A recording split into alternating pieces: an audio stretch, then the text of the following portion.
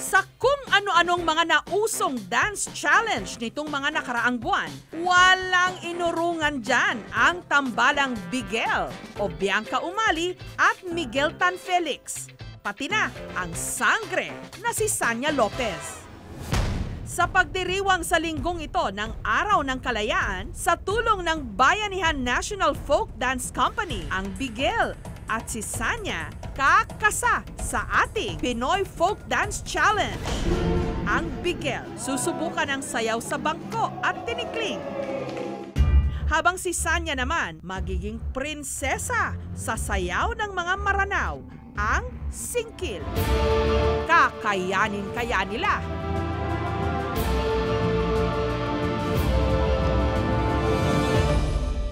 First time daw ni Sanya na magsingkil. Parang kinabahan nga ako yung kita ko, ay, munti ka, ay!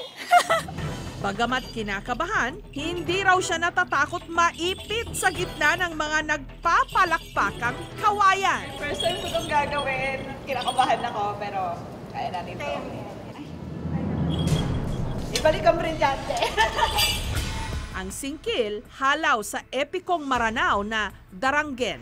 Tungkol ito sa isang prinsipe na nagngangalang Bantugan na binigyan ng mahihirap na pagsubok at kung paano niya napaibig ang prinsesang si Gandingan. Nag-decide yung mga diwata na i-test si Prinsipe Bantugan, kaya dinala niya si Gandingan sa isang forest. Nung nandun na sa forest, nagkaroon ng lindol. So habang lumilindol, kailangan takasan ni Gandingan yung sitwasyon na yon, kaya patalon-talon siya sa malalaking bato.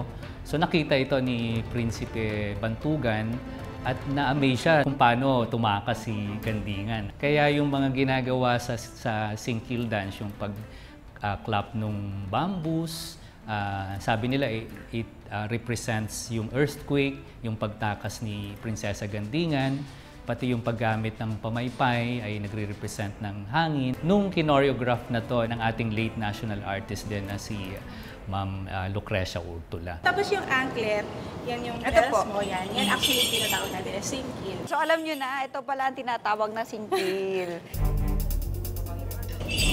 Paano mo yun? Pawis na pala pagkatapos mo kayo nagpapaypay na.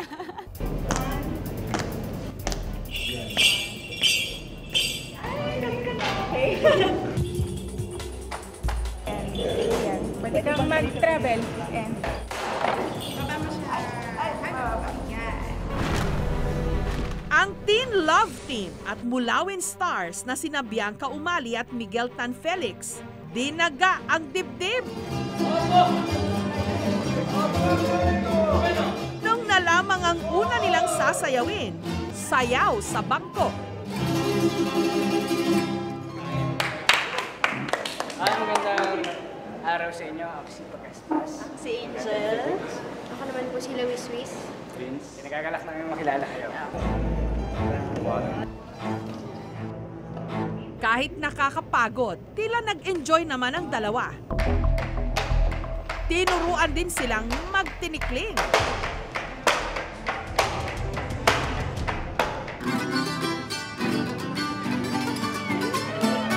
Ang sayaw sa bangko nagmula sa probinsya ng Pangasinan.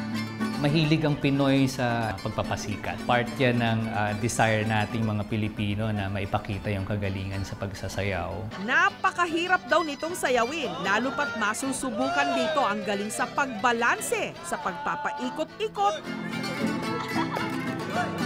at pagbubuhat sa kapartner na babae nang hindi siya nahuhulog.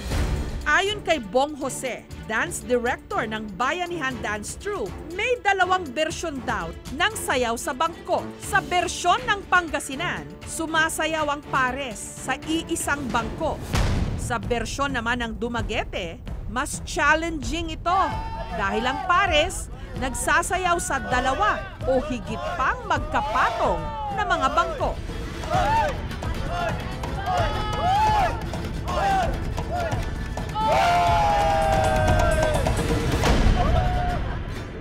Ang gagawin mamaya ng Bigel, ang mas mapangahas na sayaw sa bangko ng Dumaguete. Panahon ng mga Kastila nung naimbento ang tinikling sa Leyte, nahango sa ibon na tikling. Natural sa ating mga Pilipino yung we observe our environment. Kaya marami tayong mga sayaw na talagang pinanggagalingan ay yung mga movements nung mga animals. May ibang anggulo ng kwento na part ng punishment sa mga Pilipino noon na kung mabagal kang kumilos, ang parusa sa'yo ay kailangan mong tumayo sa gitna ng dalawang kawayan na may mga tinik. So, ganun yung sad part ng kwento ng tinikling.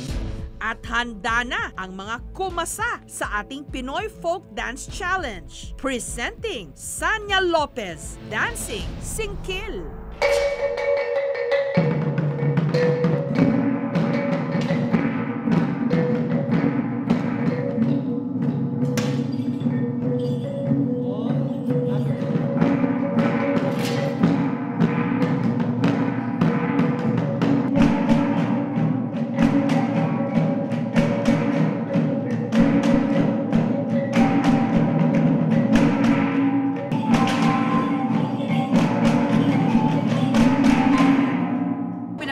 Kanina, parang, ay, ang enjoy naman niya, mukhang maganda. Pero pagdating na ikaw na yung gumagawa, nakakakabalalo.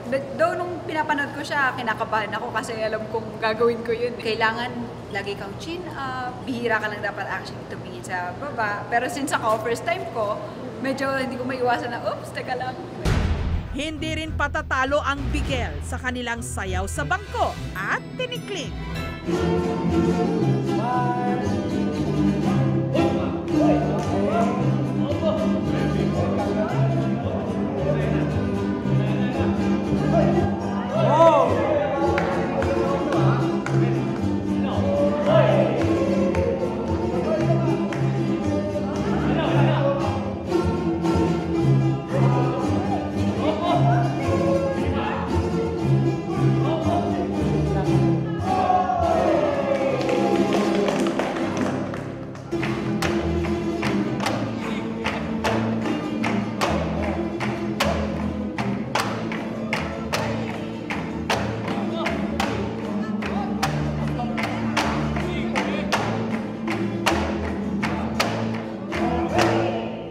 Kung ikukumpara po namin sa kung ano po yung mga sinasayaw namin ngayon, mas mahirap po yung etong folk dance para sa akin. Kasi iba po yung detalye, dapat ganito yung posture mo.